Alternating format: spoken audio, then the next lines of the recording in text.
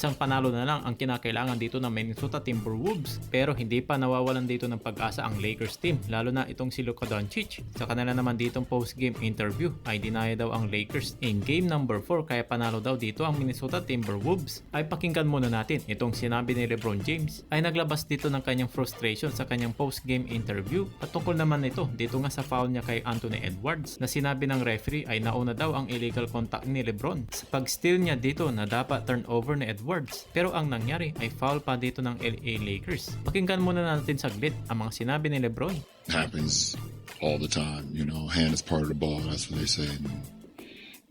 I feel like the hand was a part of that ball. I was able to get his hand on top of the ball stripped down and out on him. So I've seen that play over and over before, but Samantalang galit naman itong si Coach JJ Redick sa press conference sa mga referees. Marami daw mga maling tawag against na nga dito sa Lakers. Pinaringgan niya ang mga referee sa miss call kay Luka Doncic ay nadapangan nito ng Jaden McDaniels. Napatid niya nga ito pero ang nangyari ay walang tawag na napilitan tuloy na ang Lakers ay magsunog dito ng isang timeout. Nang dahil na nga sa klaseng isang miss call na ito ay pakinggan rin natin dito ang sinabi ni Coach JJ Redick. What was your vantage point on the inbound that was a Well, turnover? let's just start with Luca got tripped. I mean, that was a blatant trip. He doesn't just fall on his own. We watched it.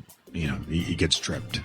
So we should have been at the free throw line. At ayan nga ang naging reklamo dito ni Coach JJ Redick. Imbes nga daw itong si Luka Doncic will be take a shooting free throw para ang LA Lakers ay palamangin sa labang nilang ito. Pero iba naman ang nangyari na itinawag ay napilitan gumamit ng isang crucial timeout. Ito na nga si Coach JJ Redick, then after na nga dito ng timeout ay nagresulta na nga dito ng turnovers ng Lakers. So basically sa tingin na nga dito ni Coach JJ Redick ay isa na rin ito sana sa mga momentum na nga dito ng LA Lakers. Pero kinos na nga dito ng miss call ng referees. At ang isa pa ditong nirereklamo ang kickball violation dito ni Julius Randle. Dito na nga sa pasa ng sana ni Austin Reeves kay LeBron for a 3-pointer. Pero hindi naman yan tinawagan ng referee kahit na nasa harapan na siya. And definitely ay binigyan naman dito ng turnover ang LA Lakers na nabanggit na isa pang nirereklamo ni Coach JJ Redick at LeBron James. At dito naman sa isang post-game interview ni Luka Doncic, sabi naman niya dito ay okay naman na siya mula sa kanyang masamang pakiramdam ng game number 3 at wala na nga ditong mairarason kung bakit sila natalo dito sa laban na to against na nga dito sa Minnesota Timberwolves. Time to get some rest.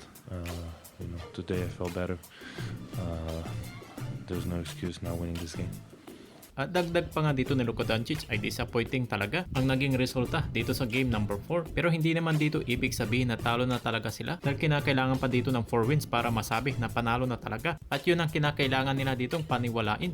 It's definitely disappointing, but nothing has lost. We haven't lost nothing yet. It's first win, 4 wins, and we just gotta still believe.